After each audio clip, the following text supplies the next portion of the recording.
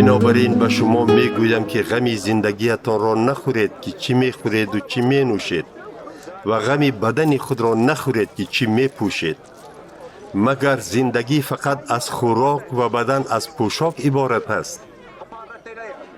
به پرنده ها نگاه کنید. آنها نه کشت و کار میکنند و نه حاصل جمع میکنند و نه در انبارها حاصل ذخیره میکنند، لیکن پدر آسمانیتان آنها را میخوراند. مگر ارزش شما از پرنده ها بلندتر نیست؟ کدام از شما با غم خوردن عمر خود را اقلاً 1 ساعت درازتر کرده میتواند؟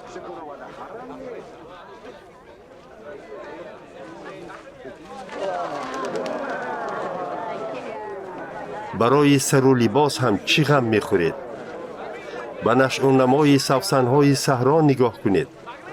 آنها نه مهنت میکنند و نه رشته میریسند، لیکن به شما میگویم که حتی شاه سلیمان با تمام حشمت و بایگریش مثل یکی از آنها لباس زیبای نپوشیده است.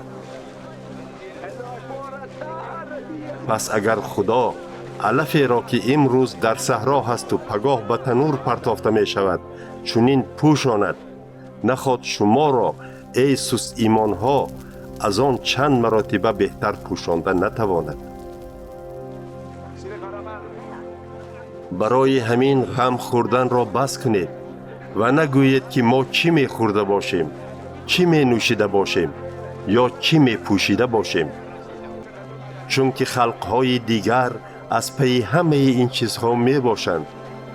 پدر آسمانیتان باشد می داند که شما به همه آن احتیاج دارید. شما اول پادشاهی خدا و راستی او را جویید و او همه این چیزها را نیز به شما می دهد.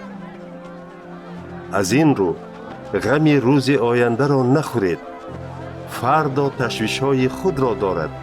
برای هر روز تشویش خود همان روز بسنده است.